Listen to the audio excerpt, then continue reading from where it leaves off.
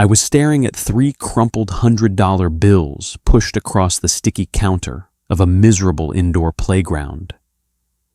The kid offering them wasn't buying candy. He was 7, wearing a tailored blazer that cost more than my rent, and looking at me with dead serious eyes.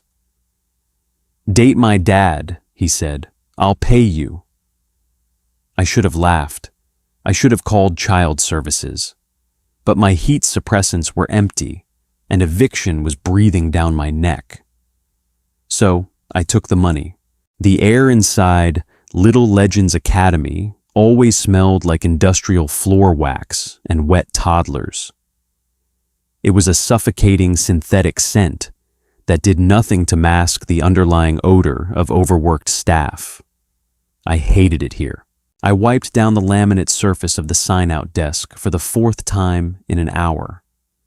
The damp rag left streaks.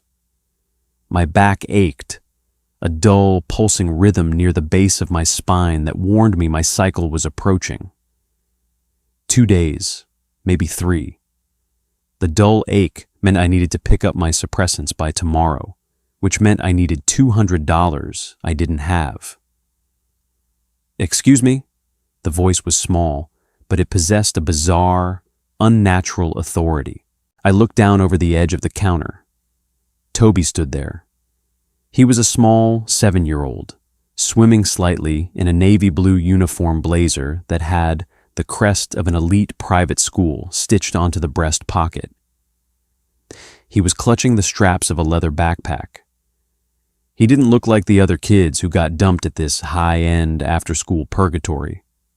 The others screamed, threw wooden blocks, and smeared organic applesauce on the walls.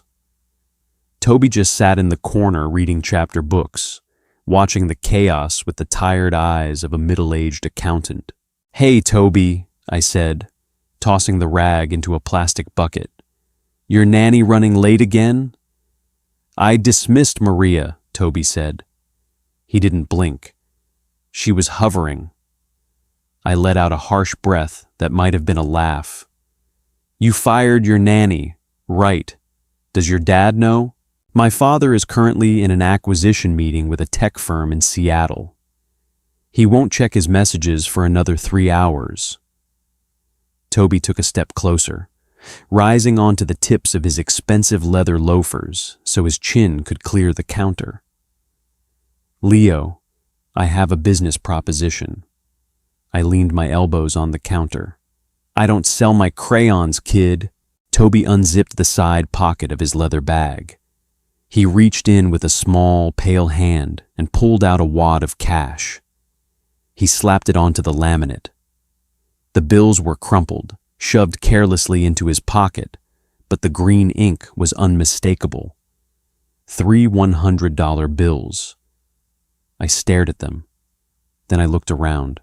The lobby was empty. The receptionist was in the back room vaping. "Put that away," I hissed, my pulse kicking up an uncomfortable notch. "Where did you get that?" "It's my allowance. It's clean." Toby pushed the bills closer to my hand. "I need to hire you." I rubbed my temples. The ache in my lower back flared. "I already work here, Toby. Your dad pays the academy. The academy pays me minimum wage. That's how this works." "No, I need to hire you for a private contract." He looked me dead in the eye. "I want you to date my dad. I'll pay you." The absurdity of it hung in the sterile air. I stared at the kid. I stared at the money. I needed to pay rent. I needed the little foil blister packs of pills that kept my biology from betraying me in public. In the Omegaverse, being an unbonded Omega without suppressants was a one-way ticket to losing your job, your dignity, and your autonomy. The world didn't care if you were broke. It only cared if you smelled like a liability. "You want me to date your dad," I repeated slowly. "Toby, buddy, you can't buy a boyfriend for your father. That's not how adults work." "He's lonely," Toby stated. It wasn't a child's plea. It was a factual observation. "He works 90 hours a week. He drinks scotch in the dark. He smells like burnt paper and stress.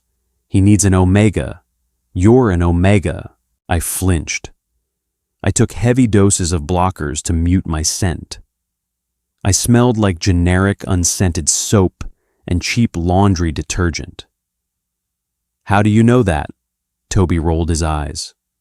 You drop things when the heating vents kick on. You flinch when the alpha parents yell at the front desk, and you smell like crushed mint and something sweet right under the chemical soap. I'm observant. Smart kid. Too smart. Look, I said, pushing the money back toward him. I appreciate the thought, but your dad is an alpha billionaire. I'm a broke childcare worker with a useless liberal arts degree. He's not going to date me. He'd probably have me arrested for extortion. You don't actually have to date him, Toby said, his voice dropping to a conspiratorial whisper. You just have to show up. I've arranged a dinner. If he thinks I brought an omega to dinner, he'll be forced to stay and eat instead of going back to the office. I just need him to sit down for 1 hour. Take the money, Leo. Buy whatever it is you're stressing over. My eyes flicked to the cash. $300, a month's supply of suppressants, groceries, a fraction of the electric bill. Pride is a luxury for people with full bank accounts. I reached out and slid the bills off the counter, stuffing them quickly into the front pocket of my apron. One dinner, I said. My voice sounded rough, hollow. I show up, I eat, I leave, and if he yells at me, I'm walking out. Toby smiled. It was a tight, terrifyingly corporate smile on a 7-year-old's face. Pleasure doing business with you, Leo. Tomorrow, 8 p.m., the Wellington. The Wellington was the kind of restaurant that didn't have prices on the menu. The lighting was impossibly dim, designed to make everyone look like a brooding oil painting. I stood in the foyer, shifting my weight in my only decent pair of slacks and a black button-down that I'd ironed twice. I felt completely out of place. The air here was thick with money and subtle, engineered alpha scents, expensive colognes designed to project dominance without being crass. I had swallowed 2 suppressant pills before leaving my apartment. My stomach churned with the dull nausea that always accompanied the medication. My own scent was locked down tight, buried under layers of chemical restraint. Name, sir? The maitre d' asked, not bothering to hide his disdain as his eyes raked over my scuffed dress shoes. I'm supposed to meet a Toby, I said, feeling ridiculous. The man's eyebrows rose a fraction of an inch. Ah, the Pierce table, right this way. He led me through a maze of mahogany tables and velvet booths. We approached a secluded alcove in the back. Toby was already there, sitting in a massive leather booth, his legs dangling over the edge. He was sipping water from a crystal goblet. You came, Toby said, looking relieved. I slid into the booth across from him. I took your money, kid. I don't steal. Good. Toby checked a heavy silver watch on his narrow wrist. He'll be here in 3 minutes. I told his assistant it was a life or death emergency. You lied to his assistant? I hissed, panic flaring in my chest. Toby, he's going to murder both of us. Before Toby could answer, the air changed. It wasn't a dramatic, sweeping wave of pheromones, but a sudden, heavy pressure in the room. A subtle scent of cold cedar, sharp ozone, and dark coffee. It was an alpha's presence, tightly controlled but undeniably powerful. The hair on my arm stood up. My biology recognized the threat before my eyes did. A man strode toward our table. He looked exactly like Toby, scaled up and drained of all joy. Andrew Pierce was tall, dressed in a charcoal bespoke suit that fit his broad shoulders perfectly. His jaw was clenched tight. There were deep, bruised shadows under his eyes. He didn't look like a romance novel billionaire. He looked like a man running on 4 hours of sleep and pure, spiteful adrenaline. Andrew stopped at the table. He didn't even look at me. His furious ice-blue eyes locked entirely onto his son. "Toby," Andrew said. His voice was a low rumble. "Explain to me why Susan interrupted a board vote to tell me you were in the hospital." Toby didn't flinch. "If I told her I wanted dinner, you wouldn't have come." Andrew exhaled, a harsh, ragged sound. He dragged a heavy hand over his face, pinching the bridge of his nose.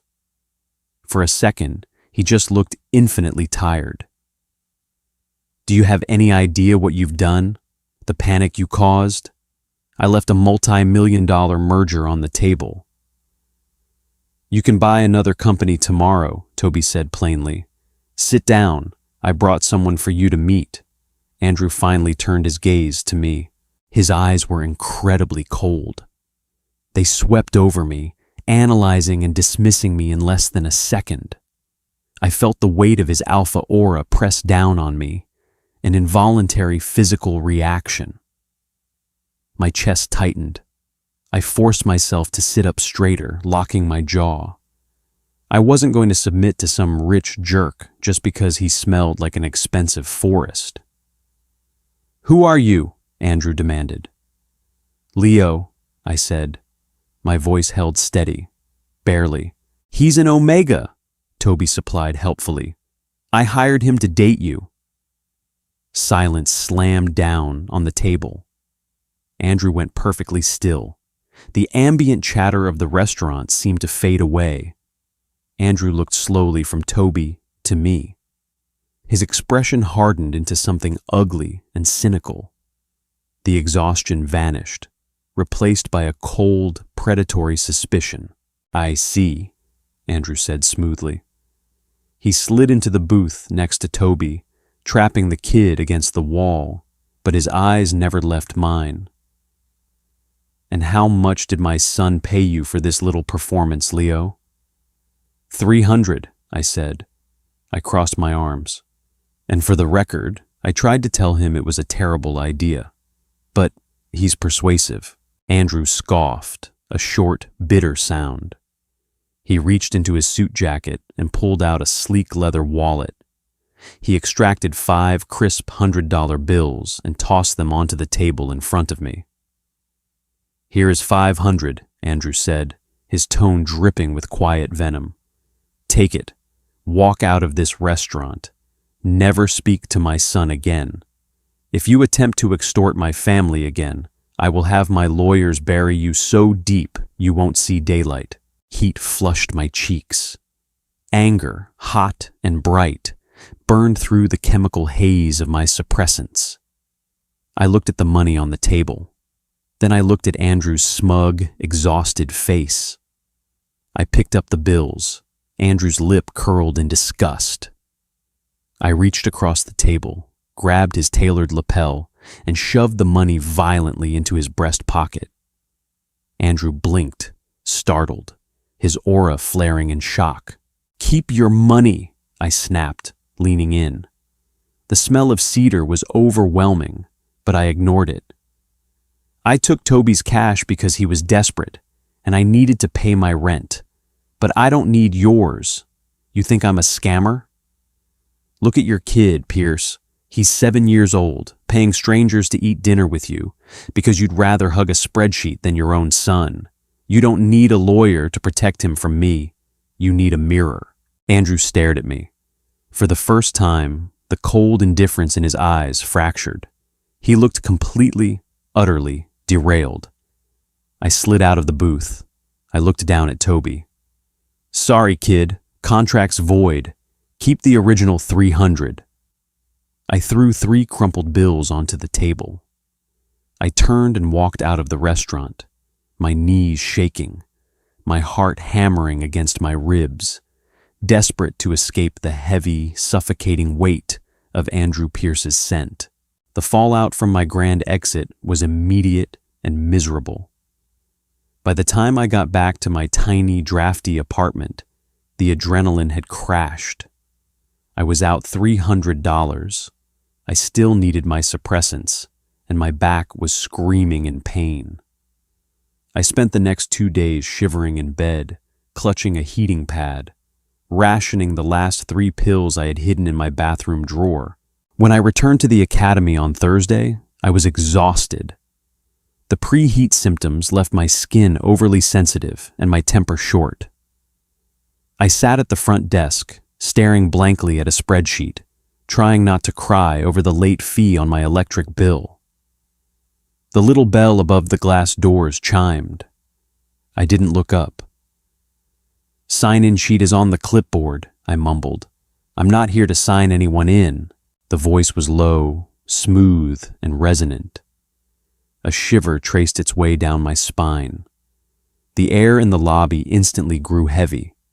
The scent of cold cedar and dark coffee flooded the space, cutting through the bleach and floor wax. I jerked my head up. Andrew Pierce was standing on the other side of my desk. He was wearing a different suit, navy blue this time, and he looked just as exhausted as he had at the restaurant. But the anger was gone. In its place was a rigid, uncomfortable stiffness. I immediately pushed my chair back, defensive. "If you brought cops, you're wasting your time. I haven't seen your kid since Tuesday." Andrew held up a hand. It was a gesture of surrender, clumsy and unpracticed. "I didn't bring the police. I came alone." I eyed him warily.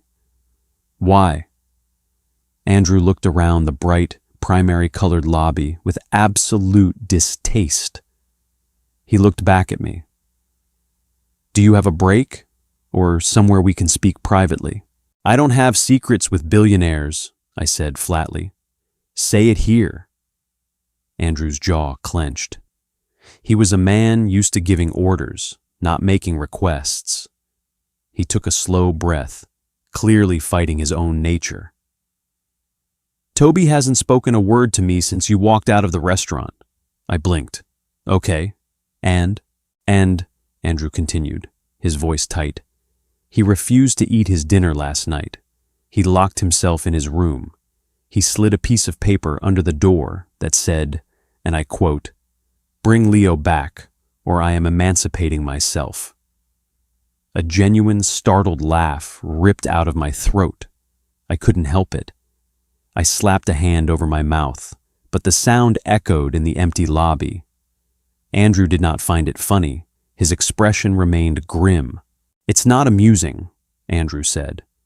"I have a child psychologist on retainer. She informed me that Toby is exhibiting signs of extreme detachment. He's craving omega stability. He's fixated on you because you stood up to me.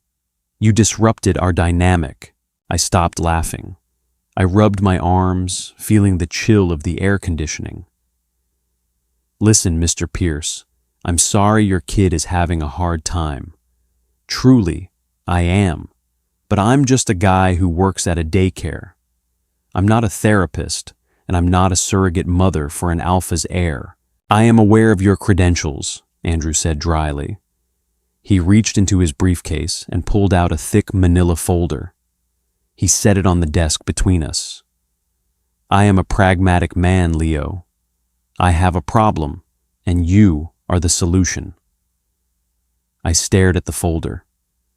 "What is that?" "A contract." Andrew stepped closer to the desk. The physical proximity made my breath hitch. He was so large, his presence so commanding, that my biology screamed at me to bare my neck, to submit. I gritted my teeth and dug my fingernails into my palms to anchor myself. "I am proposing a business arrangement," Andrew said evenly. "Toby needs a companion, someone he respects, someone who isn't intimidated by him. You will spend 3 afternoons a week with him, tutoring, mentoring, whatever you want to call it." "You want me to be a highly paid babysitter," I said, skeptical. "That's part 1, Andrew said. He paused. His eyes flicked down to my mouth, then back up to my eyes. It was a fleeting, almost involuntary movement, but it made my stomach drop. Part 2 is for me. Excuse me? My board of directors is traditional, Andrew explained, his tone flattening into pure business. They do not like that their CEO is an unbonded, overworked alpha raising a child alone. They view it as a liability. They want me settled, stable. Andrew tapped the folder. You will accompany me to one corporate function a week. You will act as my partner, an Omega companion. I stared at him, dumbfounded. You're insane. 2 days ago, you tried to pay me to disappear. 2 days ago, I thought you were a grifter, Andrew countered. Now I think you're simply desperate. I ran a background check. My blood ran cold. You what? You're 26, Andrew listed off, unaffected by my anger. You have $34,000 in student debt. You're 3 weeks behind on rent. You don't have health insurance, which means you're buying black market or over-the-counter heat suppressants, which are degrading your liver. Stop, I whispered, feeling completely exposed, stripped bare under the fluorescent lights. Andrew stopped. His eyes softened, just a fraction. It wasn't pity. It was an acknowledgement of facts. I will pay off your debt, Andrew said quietly. I will cover your rent in a safer building. You will have access to my private physician for high-grade suppressants. In exchange, you give Toby the attention he needs, and you give my board the illusion they require. 6 months, strictly professional, no physical intimacy required. I looked at the folder. It represented everything I hated about the Alpha class. They thought they could buy anything. They thought they could buy me. But the phantom ache in my back throbbed. The memory of the empty pill blister packs in my bathroom burned in my mind. The eviction notice taped to my door. I looked up at Andrew Pierce. He wasn't smiling. He wasn't gloating. He was just a man offering a lifeline made of cold, hard cash. 6 months, I repeated, my voice barely a whisper. 6 months, Andrew confirmed. He pulled a heavy silver pen from his pocket and laid it on top of the folder. Read the terms. If you agree, sign it. I didn't open the folder immediately. I just stared at his hand. He had long, elegant fingers, alpha hands, hands that could crush or protect depending on the mood. Why me? I asked, looking back up into his cold blue eyes. You could hire a professional actor. You could hire an Omega who actually likes you. Andrew held my gaze. The air between us pulled tight, humming with an invisible, electric tension. Because, Andrew said softly, you're the only person who has ever shoved my money back into my chest. I know you won't lie to me. I picked up the pen. The new suppressants didn't come in crumpled blister packs. They arrived in an amber glass bottle, delivered to my new apartment by a silent courier. The label had my name printed on it, flanked by the logo of a private medical concierge. I took the first pill with a glass of tap water. Within 20 minutes, the dull, pulsing ache in my lower spine vanished. The constant, low-level anxiety that usually hummed in my blood quieted into nothing. I felt human. It was terrifying how easily money could buy basic dignity. My new reality began on a Tuesday. The Pierce penthouse occupied the top 3 floors of a glass and steel monolith in the financial district. Stepping out of the private elevator felt like walking into a modern art museum before opening hours. Everything was white marble, brushed steel, and cold, hard angles. There wasn't a single photograph on the walls. Toby was waiting for me in the foyer. He was wearing gray slacks and a button-down shirt. He looked like a miniature hedge fund manager. "You're exactly on time," Toby noted, checking his watch. "I'm legally obligated to be," I said, dropping my canvas bag onto a severe-looking bench. "Where's the playroom, kid?" Toby frowned.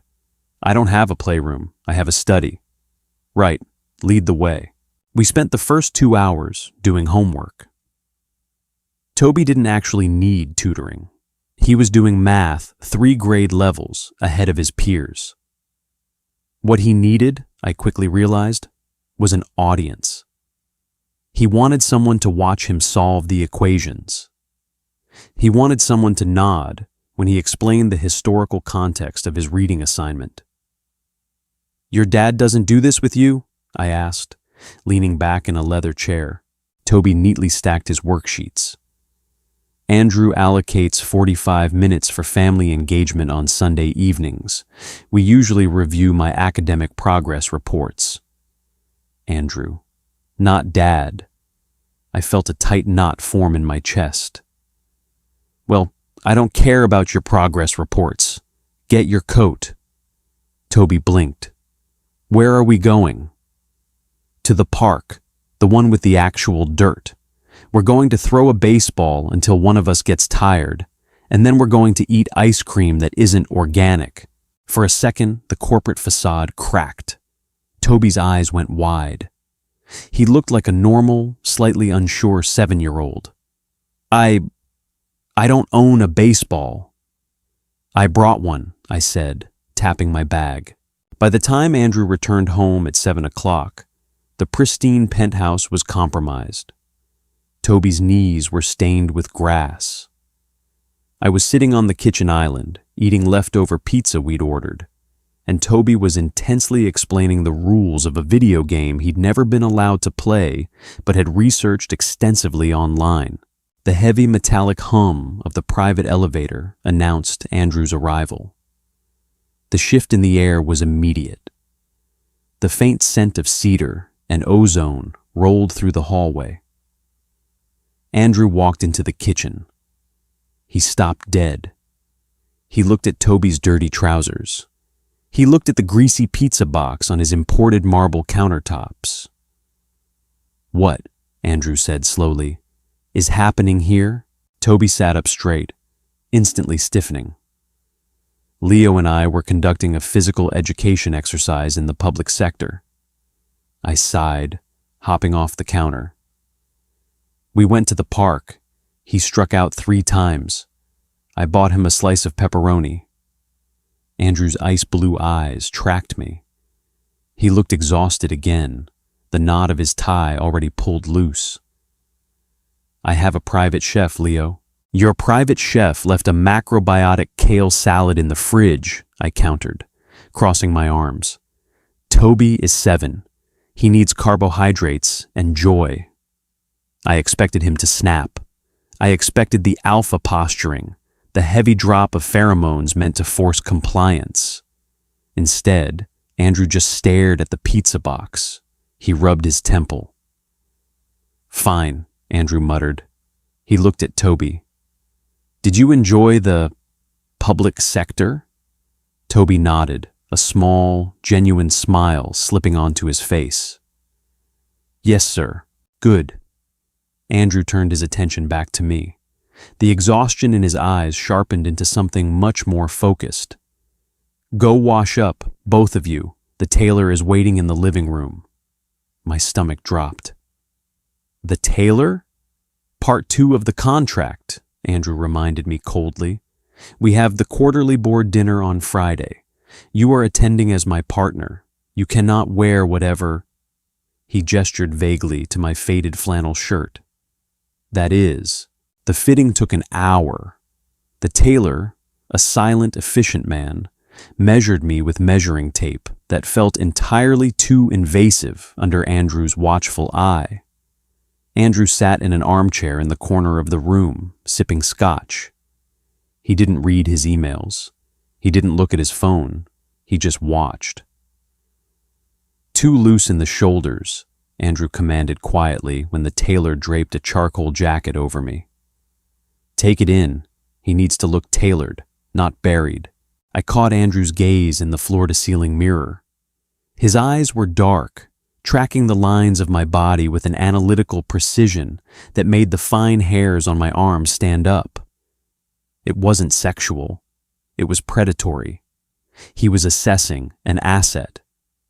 "I can breathe in this one," I pointed out, shifting uncomfortably. "You don't need to breathe deeply," Andrew replied, taking a slow sip of his drink. "You just need to look like you belong to me."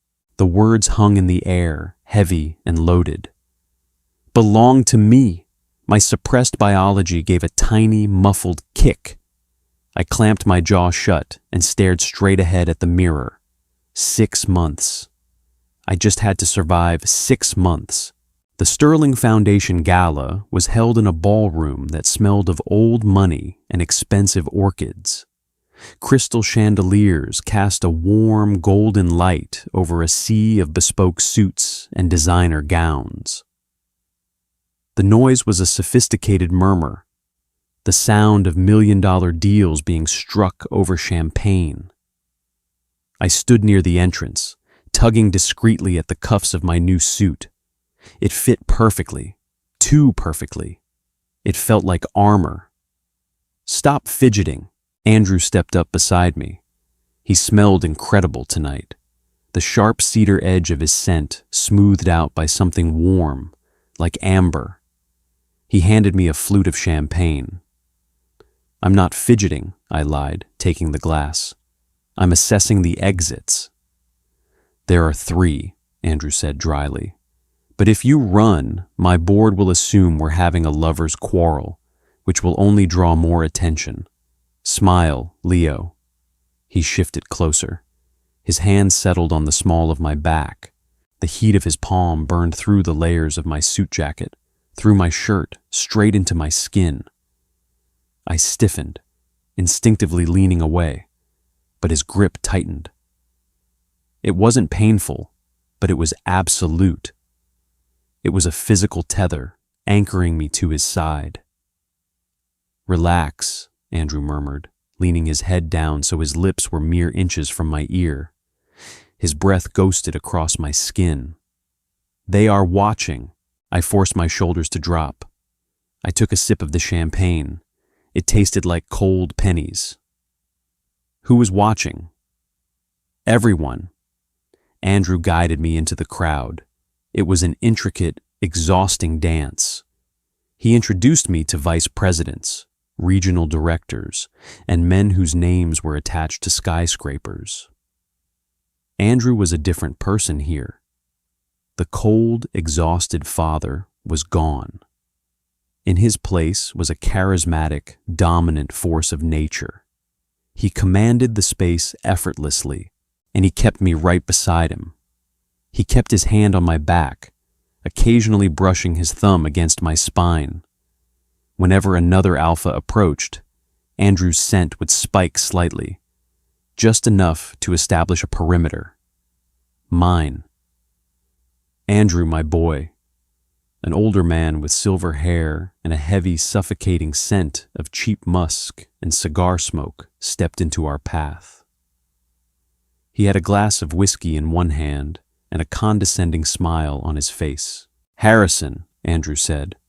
His voice was perfectly polite, but I felt his fingers tense against my back. "A pleasure as always.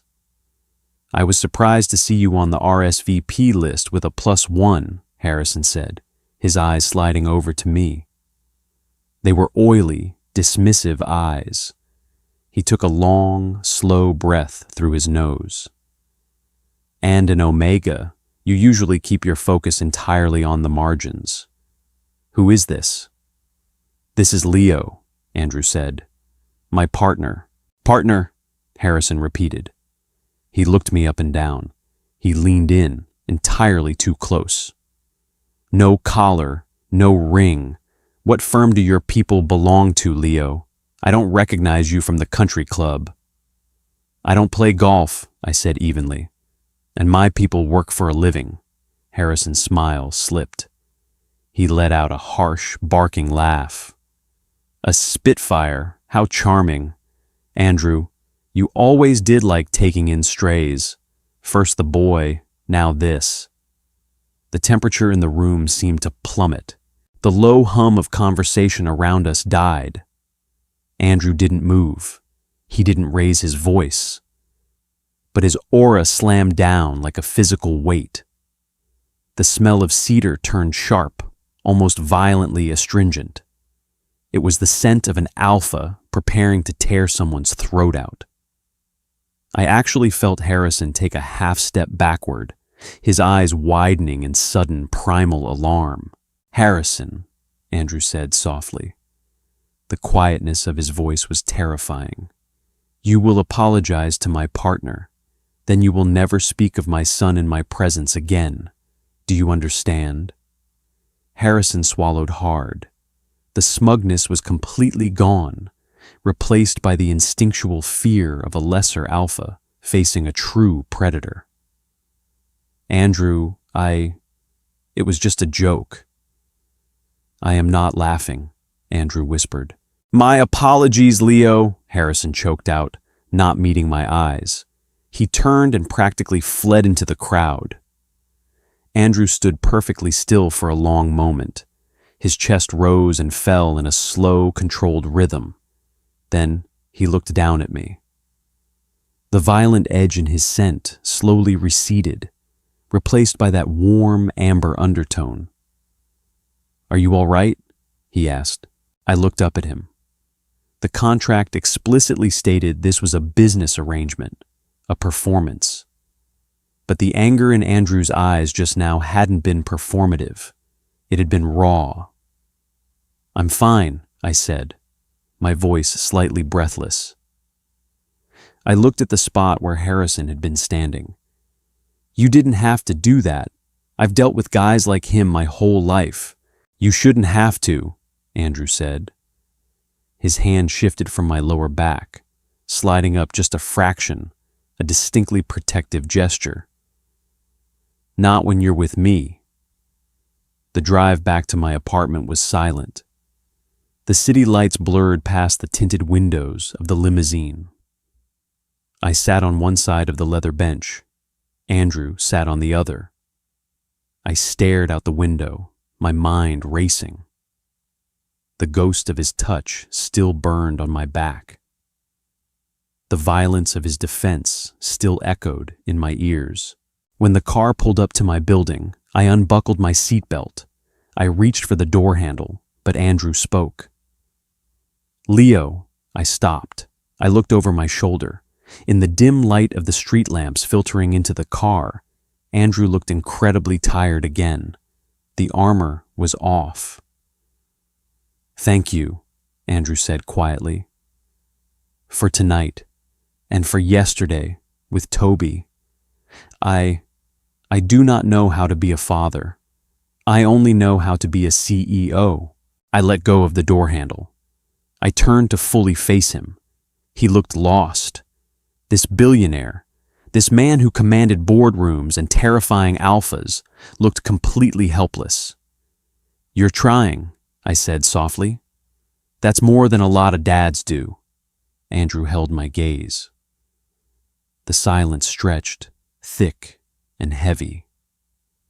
The air between us pulled tight, thrumming with that same electric tension from the day I signed the contract. "Good night, Andrew," I whispered. "Good night, Leo." I stepped out of the car.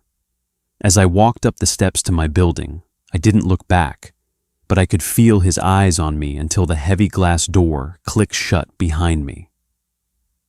By week 6, the contract felt less like a job and more like a bizarre alternate reality.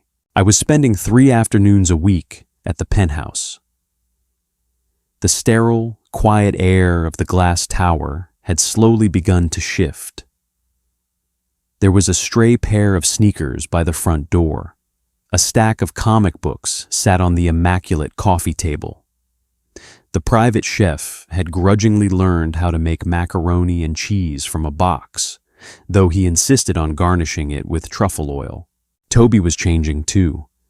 The stiff miniature corporate drone was thawing out.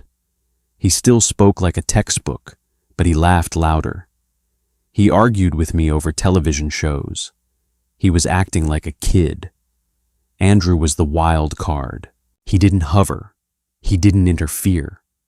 He would arrive home at 7, loosen his tie, and watch us from the doorway of the kitchen or the living room. His presence always sent a low, humming current through my veins. My high-grade suppressants kept my scent locked down tight, but they couldn't stop the instinctual flutter in my chest when Andrew occupied the same room. He was a massive gravitational pull. It came to a head on a rainy Thursday over a pile of balsa wood and superglue. Toby was tasked with building a bridge for his physics class. It was supposed to hold a 5-pound weight. So far, it couldn't hold a stiff breeze. The structure collapsed for the 4th time, snapping into a pile of splintered sticks on the dining room table. Toby threw his hands in the air, his face flushed bright red. It's a structural failure. The tension load is completely unbalanced. It's useless. "Hey," I said, grabbing a rag to wipe up a stray drop of glue. "It's not useless. We just need to reinforce the base. Rome wasn't built in a day, kid." "Rome wasn't built with grade C balsa wood," Toby snapped. He crossed his arms and slouched into his chair. He looked close to tears. The heavy slide of the elevator doors announced Andrew. He walked into the dining room, holding a leather briefcase, pausing at the sight of the wreckage. He looked at Toby's defeated posture, then at me. "A disaster?" Andrew asked smoothly. "A minor setback," I corrected. I looked at Andrew, challenging him silently. "Don't just stand there. Be a dad." "We're having trouble calculating the load distribution for the suspension cables." Andrew set his briefcase on the floor. He didn't go to his study. He didn't pour a drink. He walked to the table, shrugging off his bespoke suit jacket and draping it over a chair. He unbuttoned his cuffs and rolled his sleeves up to his elbows. His forearms were thick, corded with muscle and dusted with dark hair. I forced my eyes to stay on the broken wood. Andrew pulled up a chair next to Toby. He picked up a snapped piece of wood and examined the joint. "Your cross-bracing is too wide, Toby," Andrew said. His tone wasn't critical, it was analytical. "You're relying on the glue for strength instead of the geometry. Triangles are the strongest shape in architecture. Look here." Toby uncrossed his arms. He leaned in, peering at the piece of wood. "So, if I decrease the angle of the struts, you increase the structural integrity," Andrew finished. "Exactly. Pass me the hobby knife. Let's recut these base pieces." I sat back and watched. For 2 hours, the billionaire CEO of a multinational holding company sat at his dining table with superglue on his expensive fingers, carving tiny pieces of wood with his son. They spoke in short, clipped sentences about angles, tension, and physics. It wasn't warm, fuzzy bonding. It was deeply practical. But Toby was glowing. He was working side by side with his father, speaking a language they both understood. At one point, Andrew reached across the table for the glue. His forearm brushed against mine. A sharp electric jolt shot up my arm. I flinched, pulling back quickly. Andrew paused. He looked at me, his blue eyes dark and unreadable. The scent of cold cedar rolling off him grew warmer, deepening into something that smelled like a sunlit forest. He didn't apologize. He just held my gaze for a fraction of a second too long, a silent acknowledgement of the spark between us, before returning to the bridge. By 9 o'clock, the bridge was finished. It was ugly, covered in dried glue and slightly asymmetrical, but when Toby placed a 5-pound bag of flour on top of it, it held. Excellent, Andrew murmured. He looked at Toby, and for the first time, I saw a completely unguarded smile cross his face. It was small, but it completely transformed him, erasing the exhaustion from his eyes. Well done, Toby. Thank you, sir, Toby said, beaming. I mean, thanks, Dad. Andrew froze. The word hung in the air. Toby hadn't called him Dad in months, according to the files the psychologist had given me. Andrew swallowed hard. He reached out, his hand hovering awkwardly for a second, before resting heavily on Toby's shoulder and giving it a squeeze. I looked away, suddenly feeling like an intruder. I stood up, gathering my canvas bag. All right, the bridge is secure. I'm going to head out. Andrew looked up. The soft moment vanished, replaced by a sudden, intense focus. It's pouring rain. I'll have the driver take you. I can take the subway, I said, already walking toward the elevator. It's fine. Andrew caught up to me in the foyer. He stepped into my path, forcing me to stop. He smelled like wood glue and expensive cologne, a completely intoxicating mix. Leo! Andrew's voice was low. He looked down at me, his eyes tracking over my face. You don't need to run off. You are part of this. I am an employee, Andrew, I reminded him. My voice sounded thin, unconvincing, even to my own ears. The contract, remember? Andrew stepped closer. The proximity made my breath hitch. I remember exactly what I signed. I also remember that you were the one who fixed this. He gestured back toward the dining room. You fixed my son. He wasn't broken, I said fiercely. He was just lonely. Andrew held my gaze. And what about you, Leo? Are you lonely? My heart hammered against my ribs. I wanted to lean into him. I wanted to bury my face in the collar of his shirt and let his alpha scent wash over me. The realization terrified me. I was falling for a man who had bought my time. I stepped around him and pressed the elevator button. Good night, Andrew, I said, staring hard at the metal doors. He didn't push it. He stood behind me, his presence a heavy, comforting weight, until the doors opened and swallowed me whole. The board retreat was scheduled for the second week of November. It was held at a massive, sprawling lodge in the Adirondacks, a place where the cell service was terrible and the scotch was older than I was. My presence was mandatory.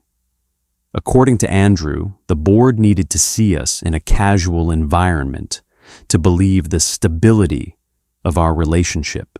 We had a private cabin on the edge of the property, separate from the main lodge.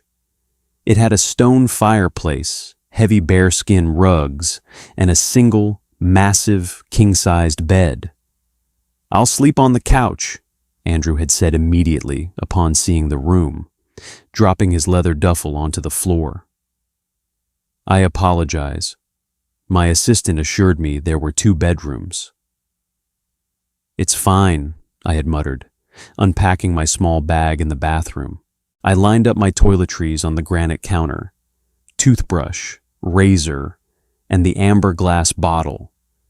I shook it. It rattled, but the sound was thin, empty. Ice water flooded my veins. I unscrewed the cap and dumped the contents into my palm. 1 pill. I needed 2 a day to maintain the chemical blockade. I had forgotten to call the concierge for a refill before we left the city. I was 3 hours away from civilization, surrounded by high-powered alphas, with exactly 12 hours of suppression left in my system. Panic seized my throat. I swallowed the final pill dry, leaning heavily against the sink. I just had to make it through tonight's dinner. We were leaving tomorrow at noon. I could manage a slight fever. I could manage the early symptoms. I had done it before. but I had never done it while sharing a room with Andrew Pierce. The dinner at the main lodge was agonizing. There were 20 people at the long, polished oak table. I sat to Andrew's right. By the time the main course was served, the skin on the back of my neck was burning. My clothes felt restrictive, the fabric scraping uncomfortably against my heightened nerves. The ambient noise of the room, clinking silverware, booming laughs, echoed in my skull like gunshots. Worse than the physical pain was the scent. Without the suppressants blocking my receptors, the room was a sensory nightmare. The mixed pheromones of 10 aggressive, dominant alphas clashed in the air. It smelled like burnt rubber, rotting fruit, and sour musk. It made my stomach churn with biological panic. I felt like prey trapped in a cage. I gripped the stem of my water glass, my knuckles turning white. I forced myself to breathe through my mouth. Leo. Andrew's hand closed over my knee beneath the table. I jolted. The heat of his palm seared through my slacks. But instantly, his scent cut through the toxic fog in the room. Clean, sharp cedar. It wrapped around me, a protective shield that pushed the other scents away. My frantic heartbeat hitched, then slowed, syncing with the steady grounding rhythm of his thumb stroking the side of my knee. I looked at him. Andrew was engaged in a conversation with a woman across the table, his face a mask of polite corporate interest, but his eyes flicked down to me. They were sharp, assessing. He leaned in, his lips brushing my ear. To the rest of the table, it looked like a lover's whisper. "You are pale. You're shaking. What is wrong?" "I'm fine," I lied, my voice tight. "Do not lie to me," Andrew commanded softly, his hand tightening on my knee. A sharp spike of pain radiated through my lower back, a classic precursor to a heat cycle. I gasped quietly, dropping my fork. It clattered loudly against my plate. Two of the alphas sitting across from us stopped talking. They looked at me. Their nostrils flared. My suppressants were failing. My scent was leaking. The chemical barrier was breaking down, letting the natural smell of crushed mint and sweet sugar slip out into the room. Andrew's reaction was instantaneous. He stood up, his chair scraping violently against the wood floor. He didn't make an excuse. He didn't offer a polite apology. He simply grabbed my arm, hauled me out of my chair, and pulled me toward the exit. "Andrew," the board chairman called out, startled. "Where are you going?" "Leo is ill," Andrew barked, his voice laced with an alpha command so heavy the entire room went silent. "We are retiring for the evening. Do not disturb us." He practically dragged me out into the freezing night air. The cold wind hit my face, offering a brief second of relief, but my internal temperature was skyrocketing. My legs felt like lead. By the time we reached our private cabin, I was panting, clutching the doorframe as Andrew fumbled with the key card. We stumbled inside. Andrew slammed the door shut and locked it, throwing the deadbolt. He let go of me. I collapsed onto the edge of the large bed, burying my face in my hands. The pain in my spine was a dull roar. The fever was burning me alive from the inside out. "Tell me what is happening," Andrew demanded.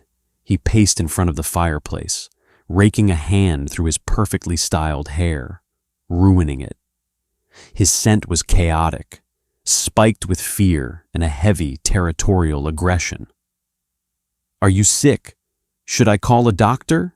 "No doctor," I gasped, curling in on myself. "It's my pills. I ran out. I missed a dose." Andrew froze. He stared at me, processing the information. The realization hit him like a physical blow. The anger drained out of his posture, replaced by a rigid, terrifying stillness. "You're dropping into heat," Andrew said, his voice completely flat. I nodded miserably. I wrapped my arms around my stomach. "I can ride it out. I just need to be alone. Go to the main lodge. Take a different room." "I am not leaving you alone," Andrew said immediately. "Andrew, you have to!" I shouted, my voice cracking. My biology was screaming at me to submit, to roll over and bare my throat to the massive alpha standing in front of me. "I'm an omega. You're an alpha. Do you understand what my body is going to try to make me do? What it's going to make you do? Andrew walked slowly toward the bed. He stopped 3 feet away, strictly maintaining distance. His chest rose and fell heavily. The air in the cabin was thick with my scent now, sweet and desperate. I saw his eyes darken. I saw his jaw clench as he fought his own biology. "I signed a contract," Andrew said quietly, his voice a low, gravelly rumble.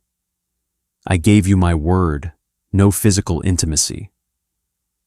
"Biology doesn't care about a piece of paper," I sobbed, the fever making me dizzy. Andrew slowly knelt on the floor in front of me. He didn't touch me. He just brought himself down to my eye level, making himself less threatening, less dominant. It was the hardest thing an alpha could do in the presence of a heat. "Look at me, Leo," Andrew commanded softly. I dragged my eyes up to meet his. He was sweating. The effort to control himself was carved into the deep lines of his face. But his eyes were clear. They weren't the eyes of an animal acting on instinct. They were the eyes of the man who had built a bridge with his son. "I am an alpha, yes," Andrew said, his voice shaking with the strain of restraint. "But I am a man first, and I am your partner. You are safe with me. I will not touch you unless you ask it. And even if you beg me, I will not cross a line you cannot take back tomorrow." He reached out and pulled the heavy duvet from the bed, tossing it over my trembling shoulders. "I will sit by the fire," Andrew said, slowly backing away. "I will guard the door. You will sleep. We will get through the night." He turned his back to me and sat on the floor by the hearth, putting himself between me and the outside world. He didn't move. I pulled the blanket tight around myself, inhaling the scent of cedar that clung to the fabric. The fever raged, my body burning, but as I watched his broad back illuminated by the firelight, the terror faded. For the first time in my life, I wasn't afraid of the dark. I woke up to the smell of cold wood smoke and black coffee. The fever had broken. My clothes were damp with sweat, clinging uncomfortably to my skin. But the blinding, agonizing burn in my spine had dulled to a manageable ache. I blinked, the harsh morning light filtering through the cabin's large windows stinging my eyes. Andrew was exactly where he had been when I passed out. He was sitting on the floor by the stone hearth. The fire had long since burned out, leaving only a pile of gray ash. His bespoke trousers were wrinkled. His shirt was untucked, the collar open. He had a mug of coffee in his hand, and he was staring blankly at the dead embers. He hadn't touched me. He had spent the entire night fighting his own biological imperative, guarding a door that no one was trying to open just to keep me safe from himself. I sat up, pulling the heavy duvet tightly around my shoulders. The rustle of the fabric cut through the quiet room. Andrew's head snapped toward me. His eyes were bloodshot.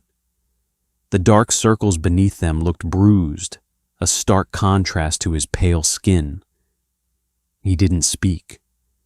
He just watched me, his chest rising and falling in a slow, deliberate rhythm. "You're still here," I rasped. My throat felt like sandpaper. I gave you my word. His voice was wrecked. It sounded like gravel scraping over concrete. He set the mug on the floor and slowly pushed himself up to his feet. His joints popped in the quiet room. I contacted my medical concierge at 4 a.m. A helicopter landed at the private strip 20 minutes ago. A doctor is waiting in the kitchen with a high-dose suppressant injection. If you are decent, I will send him in. I nodded, unable to find the words. Andrew turned toward the door. He paused, his hand on the brass knob. He looked back over his shoulder. The exhaustion in his face was complete, but beneath it was something entirely unguarded. It was a raw, devastating vulnerability. I have never, Andrew said quietly, been more terrified in my entire life than I was last night. He stepped out of the room, pulling the door shut behind him with a soft click. The injection worked immediately. Within an hour, my biology was locked back down in its chemical cage. I took a hot shower, changed into clean clothes, and walked out to the helicopter, waiting on the frosted grass. Andrew was already inside. We didn't speak a single word on the flight back to the city. Over the next 4 weeks, the penthouse shifted. The atmosphere didn't revert to the sterile, cold environment it had been, but a new, heavy tension took its place. Andrew was distancing himself. He stopped coming home at 7. He went back to working late, returning after Toby and I had eaten. When he was home, he stayed in his study. He was polite, strictly maintaining the boundaries of our contract, treating me with a careful, terrifying reverence. It was agonizing. I had survived his anger. I had survived his dominance. But his absolute respect was breaking my heart. He thought he had almost ruined me. He thought his presence was a threat. I sat at the kitchen island on a Tuesday afternoon, staring at a cup of tea I hadn't touched. Toby was sitting across from me, intensely focused on a tablet, mapping out a code for a computer science project. "You're projecting a depressive aura," Toby noted, without looking up from his screen. "Your pheromones are suppressed, but your body language is slumped at a 45-degree angle. It's inefficient." I let out a hollow laugh. "Sorry, kid, just tired." "You're lying." Toby finally looked up. He set his tablet down. His small face was entirely serious. "You and Andrew are exhibiting classic avoidance protocols. You sit in the kitchen. He sits in the study. You both stare at walls. It's completely illogical." "It's complicated, Toby," I said softly, tracing the rim of my mug. "No, it isn't." Toby crossed his arms. "The contract expires in 3 days." My hand froze.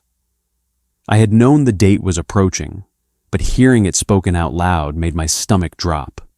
6 months. It had felt like an eternity when I signed the paper in that terrible daycare lobby. Now, it felt like a single, fleeting breath.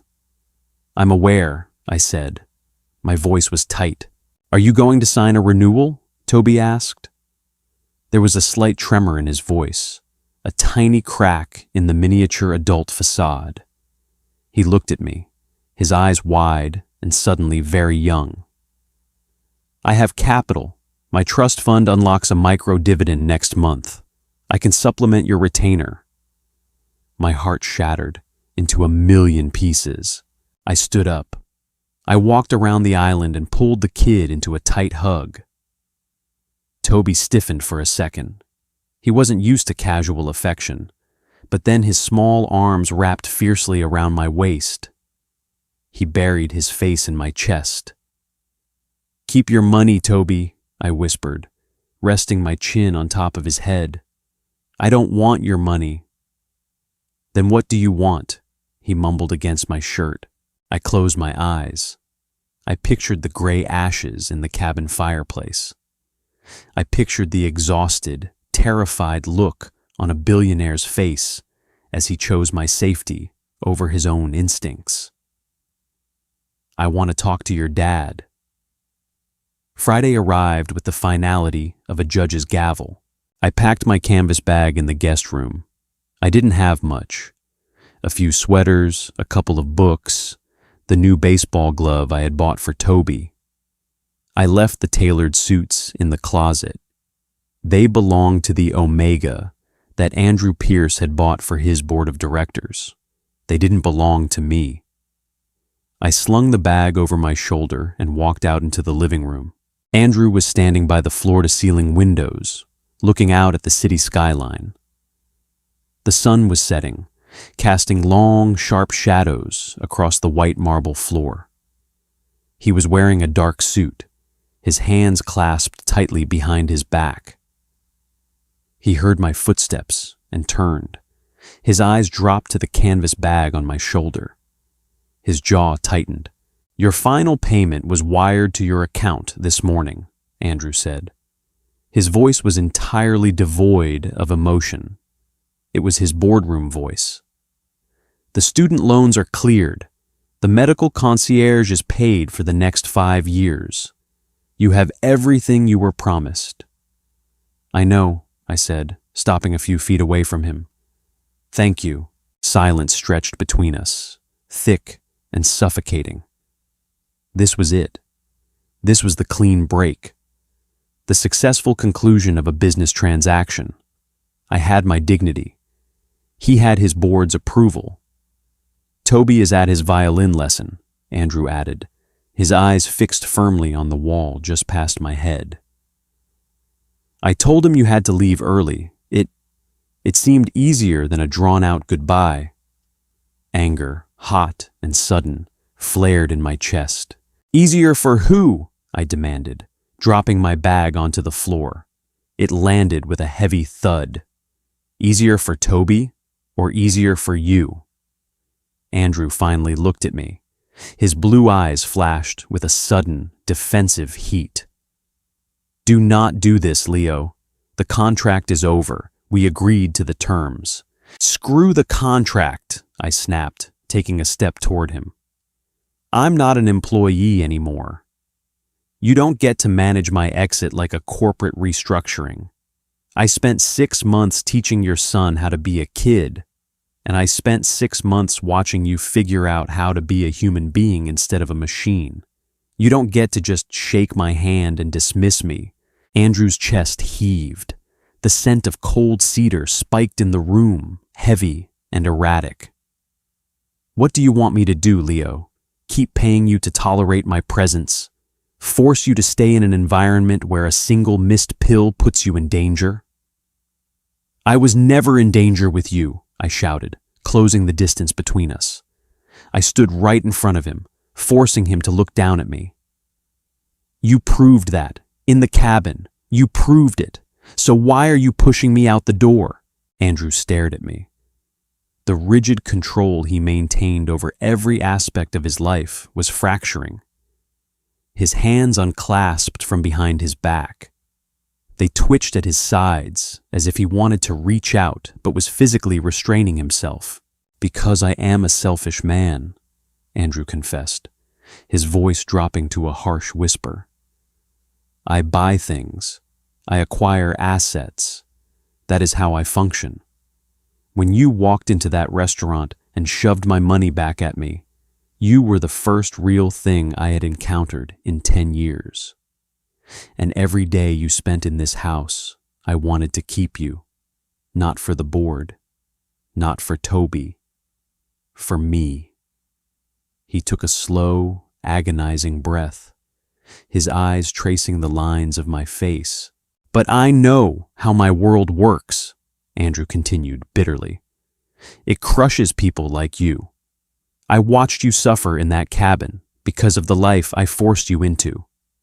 If I ask you to stay, I am trapping you.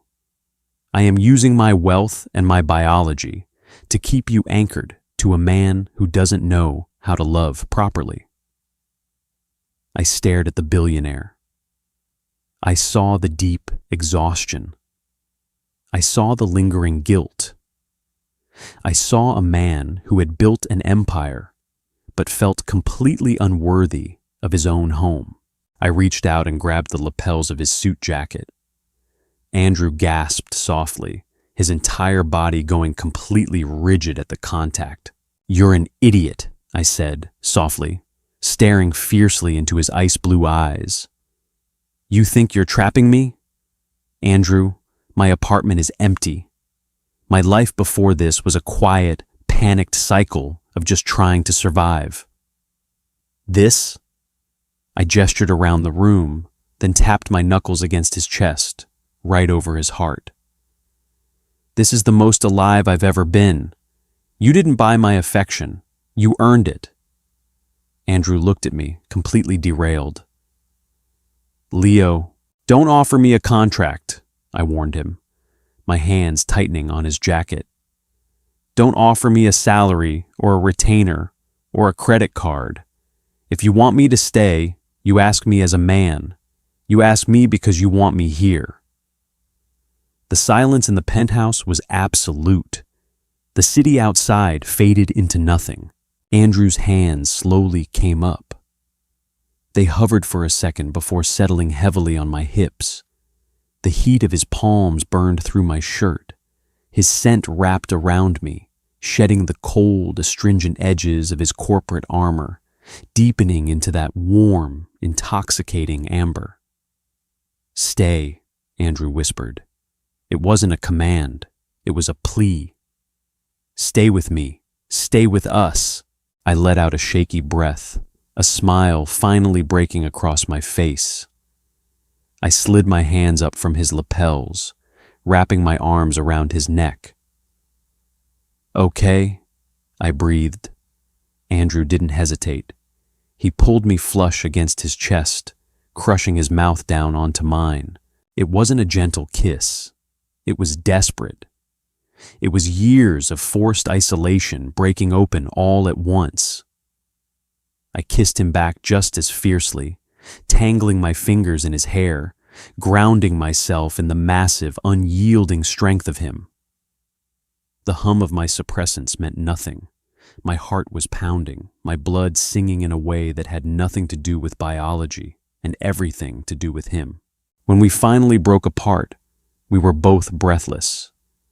Andrew rested his forehead against mine, his thumbs tracing the line of my jaw. He looked younger. He looked awake. The heavy hum of the private elevator echoed in the hallway.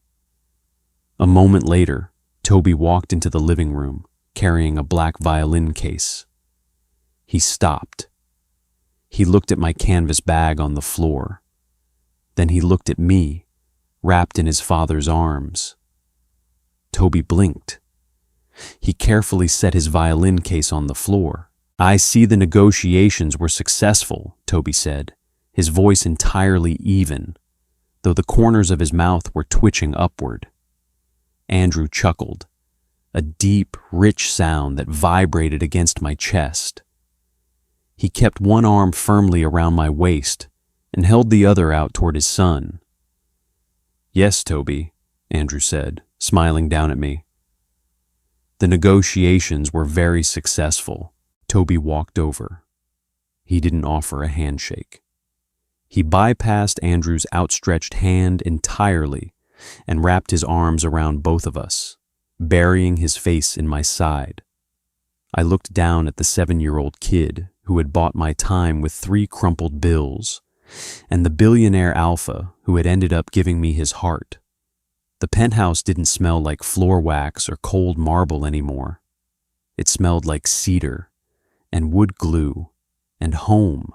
If this story hit you right in the chest, do me a favor and smash that like button. It takes a second, but it tells the algorithm to push these grounded emotional stories to more people who need a good escape. Share this video with a friend who loves a tough love romance that actually earns its happy ending. And if you haven't yet, hit subscribe and ring that bell. We're dropping brand new original audio dramas every single week, and you won't want to miss what we've got coming next. Thanks for listening, and I'll see you in the next one.